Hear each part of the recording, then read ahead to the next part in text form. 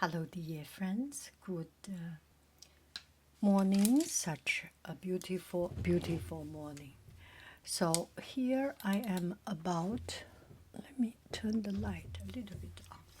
I am about to ship out these brushes. The three, I call it a beginner brush. I need to change the name because it's not a beginner level. In the sense I call it a beginner brush is because once you do not know what to have, you get one set of brush that is having everything and to get you started. But the truth is that the quality is the beginner have a sense that it's not the best quality. But these are really good quality brushes. This is white hair. White hair is gold hair, the under armor of the gold. So it's very soft, and you can see it.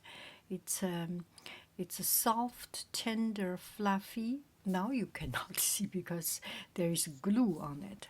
And this one is a so-called wolf hair. It's not wolf, it's a weasel, a kind of a skunk or something. Their hair is relatively tough. And this one is a smaller sized, this kind of weasel, strong hair, sleek, strong hair brush. What do you use? You can use them interchangeably. This can be used for wash, this can be used for wash, this can be used for wash. All of them can be used for anything. To begin with, there is not such a thing that one is particular for something. But as we start to use it, we kind of get into a habit which one is to use what. This one is this. I use painting, and especially with silk painting, the silk dyed the hair. And it absorbs a lot of ink. It's very fluffy, absorb a lot of ink and soft. It's perfect to wash. And when you buy the watercolor brush, they are sable brush, right? They are so soft. It's like silk. It's like you do not feel it. I remember once I was in Australia. I took the botanic painting class, and the teacher checked each brush. The most important thing is the softness. You do not want the brush to take out a layer of color. So for Chinese painting, it's not that important, the softness. Like watercolor, use it as a floating on top of it.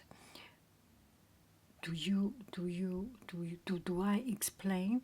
It's you have a layer of color, and then you apply something moist. You want it to be so gentle and not taking away the bottom layer of color. That softness, this is comparable but not as soft as a sable brush. And some people would like to have this kind of brush because it does still have some strength. See? So it's very, very soft. Get a lot of water, and you can see the color is floating on top of it. The water is floating on top of basic layer.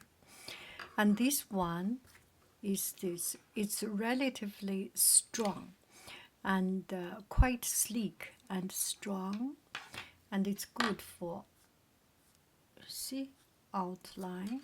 Of course, you can still use it to wash. Definitely, you can use it to wash, but you do feel that it is a little bit harder. So better for stroke, and the very soft one better for wash. And the small outline is one of my favorite because I do a lot of a little card painting. Oh, it's so good. There is a softness, tenderness, everything just perfect. Even if after it's broken up, even if it has been used for many years, 10 years, something, still it's just such a pleasure to use it. This is really a very old brush. I think it's my brush, not my mother's brush. I do have my mother's brush from 30, 40 years ago and still usable. So that is the brush I am about to send out. And as respect, I send you an extra brush. And this brush is nylon brush. So you can pretty much free to use it to wash, to outline, and it's quite strong. Let me see if I have, oh yes, I have it. And it's quite strong and very easy to use also.